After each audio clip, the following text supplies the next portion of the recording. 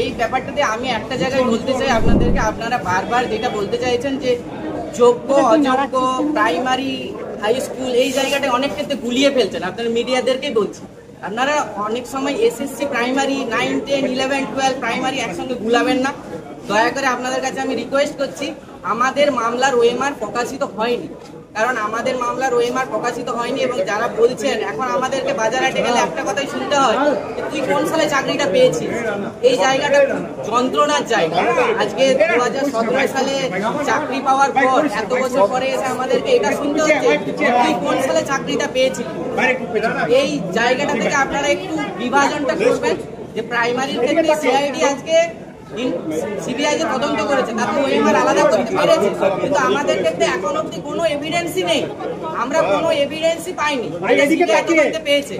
এটা পেয়েছে সেটা 236 জন কি আদার্স 73 জন, সেটা ওই 16 সালের রিক্রুটমেন্ট অনুযায়ী বা 2017 সালে যারা রিক্রুট হয়েছিল তাদের কেউ নয়। দয়া করে আপনারা এইটা বলবেন যে 2016 সালের সঙ্গে অন্য জিনিসগুলোকে গুলিয়ে ফেলবেন না। এখন অব্দি কোনো এভিডেন্স আমাদের বিরুদ্ধে কিন্তু সিবিআই প্রডিউস করতে পারেনি। বারবার আমরা যেটা মিডিয়া বাড়িতে দেখছি যে আজকেই ক্যান্সেল হয়ে যাচ্ছে, আজকেই রায়দান। আপনারা অনেকেই জানেন টু বি মেনশন থেকে কখনো রায়দান হতে পারে না। এই যে মিডিয়া বাইট বা এই যে আমাদের সমাজের বেঁচে থাকার একটা জায়গা আমরা অন্তত চাইছি যে আমাদেরকে যতক্ষণ না এই শুনানিটা হয়ে রায়দান হচ্ছে ততক্ষণ অব্দি যেন যোগ্য অযোগ্য বা এই জায়গাটা গুলিয়ে ফেলা না হয়। এদিকে তাকিয়ে বলবে। আমি একটা জিনিস বলতে চাই,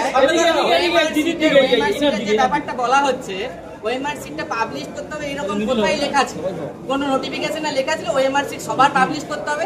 আজ অব্দি অনেক ভারতের পরীক্ষা হয় যেখানে কোথাও ওএমআর সিট পাবলিশ হয় না। এবং আরো একটা ব্যাপার আপনাদেরকে বলতে চাই, অনেকেই যেটা বলতে চায় যে রাতের অন্ধকারে মোবাইল এবং এসএমএস এর মাধ্যমে নিয়োগ হয়েছে। এখনকার দিনে সমস্ত পরীক্ষায় ইমেলে কল লেটার, আমি আজকে ইমেলটা খুলে দেখাতে পারি, আমার কাছে কল লেটার এসেছিল ইমেলে এবং সেখানে পরিষ্কার কথা লেখা ছিল ইন্টারভিউ এবং অ্যাপটিটিউড টেস্ট হয়েছে, আর সেইটাকে বলা হচ্ছে অ্যাপটিটিউড টেস্ট হয়নি। এইরকম যদি রায়দান হয় তাহলে আমাদের কিছু করার নেই। এবং বহু যোগ্য ক্যান্ডিডেট আমাদের সঙ্গে চাকরি করার পরে আজকে 9, 10-এ গিয়েছিল এবং তাদের অবস্থা আজকে যেটা হয়েছে সেটা শুনে তো আমরা খুবই আশ্চর্য যে 9, 10-এ যদি যেখানে পৃথক করা গেছে বলছে, সব কিছুই বলা যাচ্ছে যে ক্লিয়ার করা যাচ্ছে, তারপরেও করা যাচ্ছে। এই জিনিসটা নিয়ে আমার উদ্বেগ, মানে ব্যক্তিগতভাবে। এখানে কোনো আমি কারো একসঙ্গে হয়ে কোনো কথা বলছি না, আমি যেটা বলছি আমার নিজের ব্যক্তিগত মতটা বলছি, আমি কোনো টিমের হয়ে কোনো কিছু বলছি না। আমি একজন মানে নিজেকে যোগ্য বলতে পারছি না, কারণ এখন তো সবই বিয়ের জায়গা না। আপনার কি মনে হয় আমি তো শিক্ষক, একটা অ্যাপটিটিউড টেস্ট করতে কত মিনিট সময় লাগে? আপনাকে আমি যদি প্রশ্ন করি যে আপনি এজ এ, আমি প্রশ্নটা আমি করেছি, প্রশ্ন করার অধিকার আমার আছে। আপনার অবশ্যই আমি বলতে চাইছি আমাদের যে নোটিফিকেশন করা হয়েছিল সেখানে ইন্টারভিউ এবং অ্যাপটিটিউড আপনি পর্ষদের প্রতিনিধি না, আপনি উত্তর দিতে থাকলে বলুন। আপনি পর্ষদের প্রতিনিধি না, আমি বলুন একটা অ্যাপটিটিউড টেস্ট করতে কতক্ষণ সময় লাগে বলুন? অ্যাপটিটিউড টেস্ট মানে কিন্তু বোর্ড ওয়ার্কের কাজ নয়। অ্যাপটিটিউড টেস্ট মানে তার অ্যাপিয়ারেন্স থেকে শুরু করে, এবং আমি যখন ইন্টারভিউ দিতে গিয়েছিলাম মালদায়, আমার ক্ষেত্রে কি কি কোশ্চেন করা হয়েছিল সেটা নিশ্চয়ই আপনি বলতে পারবেন না। আমাকে যে অ্যাপটিটিউড টেস্ট নেওয়া হয়নি সেটা কে প্রমাণ করবে?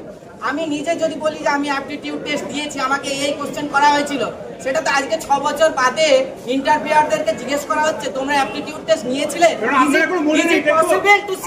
মনে নেই। এটা আমার মনে নেই কেন বলছি, আমাকে যা যা কোশ্চেন করা যারা অ্যাপটিটিউড টেস্ট দিয়েছে তারা ইন ক্যামেরা বলে গেছে তারা অ্যাপটিটিউড টেস্ট নেয়নি, তাহলে আপনি কিসের ভিত্তিতে বলছেন? সেই সংখ্যাটা কতজন? আজকে 32,000-এর সঙ্গে 14 জন এবং 16 জনকে গুলিয়ে দিয়ে বলা হয় যে তারা অ্যাপটিটিউড টেস্ট দেয়নি। তারা 6 বছর বাদে এসে টেস্ট করলো কেন? আমার এই জায়গাটায় প্রশ্ন যে আজকে যদি আমার অ্যাপটিটিউড টেস্ট নেওয়া হয়নি তা আমি সেটা 6 বছর বাদে কেন বলবো? আমি প্রথমেই বলি। বাংলা হান্টের আরো খবর দেখতে নজর রাখুন। বাংলা খবর মানেই বাংলা হান্ট।